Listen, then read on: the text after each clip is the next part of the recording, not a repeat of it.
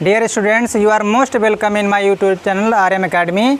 प्यारे बच्चों, आज हम जो है गणित में सीखते हैं अगले प्रश्न को रियल नंबर के यूक्लिड की विभाजन एल्गोरिथम का प्रयोग करते हुए ऐसी सबसे बड़ी संख्या ज्ञात कीजिए जिससे ये तीन संख्याएं दी गई हैं, भाग देने पर क्रमशः 7, 11, 15 प्राप्त हो। अब इसमें जो है सबसे बड़ी संख्या का मतलब होता है CF, हाईएस्ट कॉमन फैक्टर। जहाँ शेषफल बचता है वहाँ पहले क्या करते हैं, घटाते हैं। जैसे भी आपका पहली संख्या है 398, दूसरी संख्या है 436 और तीसरी संख्या है 542। अब यहाँ देखिए क्रमशः है, तो इसमें से आपको 7 निकालना है और इसमें से 11 निकालना है और इसमें से आपका 15 घटेगा, तो यहाँ 391 होगा, यहाँ आपका 425 हो जाएगा और यहाँ आपका हो जाएगा 527। अब आपके पास जो है तीन संख्याएं मिली, आपको HCF निकालना है तो पहले दो संख्याओं को सेलेक्ट करना है, चुनाव करना है। तो सबसे बड़ी संख्या दोनों ये हैं, 425 और 527। तो 527 यहाँ आपका क्या होगा, भाज्य होगा और 425 भाजक होगा। अब इसको डिवाइड करेंगे तो एक बार जाएगा, तो 425 इसको घटाएंगे तो यहाँ आपका 102 आ जाएगा। फिर ये जो डिवाइजर है भाजक है, ये भाज्य बन जाता है। तो यहाँ फिर जो है 4 टाइम्स आपका जो है बार जाएगा, 4 दूनी 8, 408 आ गया। इसको घटाएंगे तो 17, फिर यहाँ 102। आप 17 का पहाड़ा पढ़ेंगे तो 17 छक्का 102।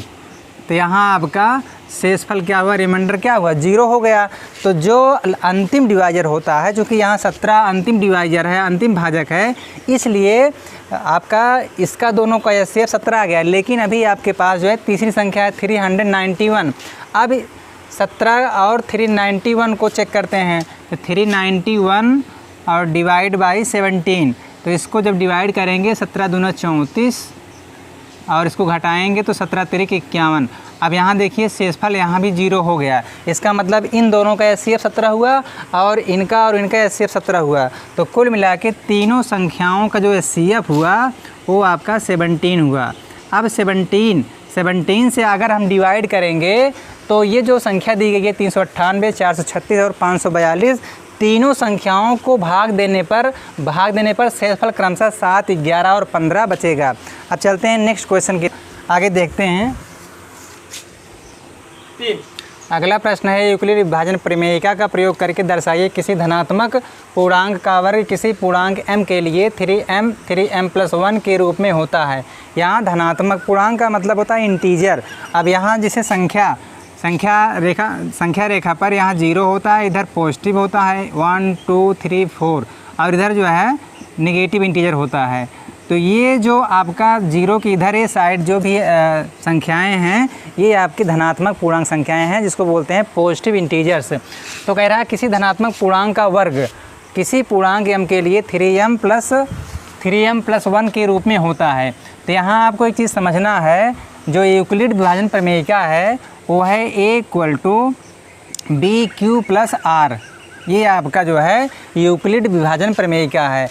R क्या है, रिमाइंडर है, शेषफल, और B क्या है, डिवाइजर है, भाजक, और Q क्या है, कोशेंट है, भागफल है, और A क्या है, भाज्य है। तो A = BQ + R।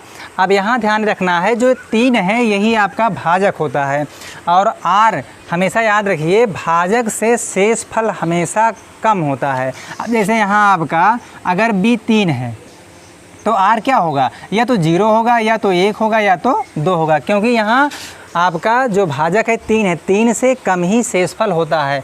तो आप जो है इसको कैसे ले सकते हो, मान लीजिए आपकी जो संख्या है इसको x मान लेते हैं, ये भाजक आपका x है, तो x = b के स्थान पर 3 रखिए, 3q और +0, एक संख्या तो 3q हो गई। फिर दूसरी संख्या क्या होगी, दूसरी संख्या जब 1 रखेंगे, आपका r = 1 रखेंगे इसी में, तो यहाँ 3q + 1 ये हो गया। और अगली जो संख्या होगी 3q + 2।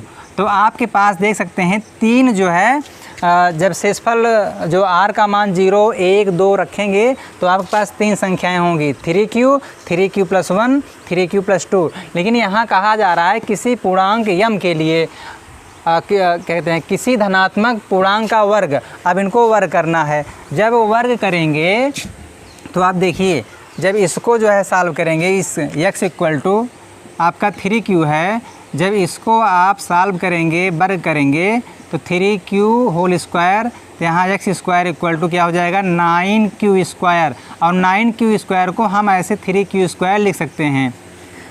अब यहाँ 3 जो q स्क्वायर है इसको हम क्या करेंगे m लिख देंगे, m 3q स्क्वायर को क्या लिख देंगे m, तो 3m हो जाएगा। अब देखिए इसका जब वर्ग किए तो 3m के रूप में प्राप्त हो गया। अब ऐसे जो है अगली संख्या को लेते हैं, x इक्वल 3q + 1 अगली संख्या है। अब इसको वर्ग करते हैं।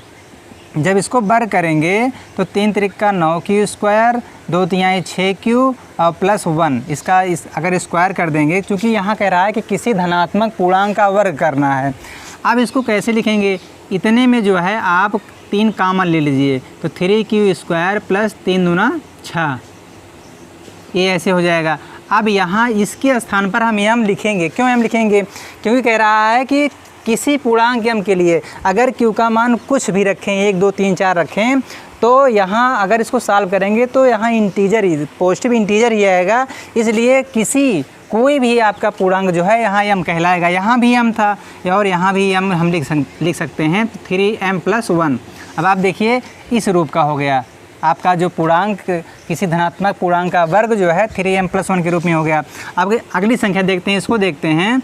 अगर इसको वर्ग करेंगे 3q + 2, अगर इसको वर्ग कर दीजिए तो 9q स्क्वायर, 2 तिहाई 6 दूनी 12q और +2 दूना 4।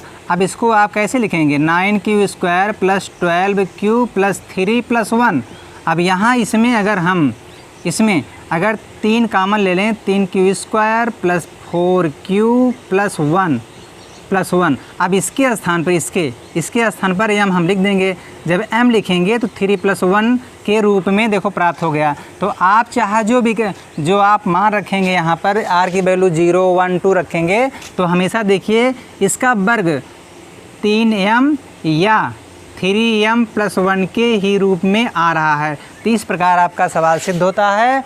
साथियों, बच्चों, प्यारे बच्चों, आपको यह वीडियो जो है अगर अच्छी लगती है और वीडियो देखने के लिए हमारे चैनल को सब्सक्राइब करें और वीडियो को लाइक करें। Thank you.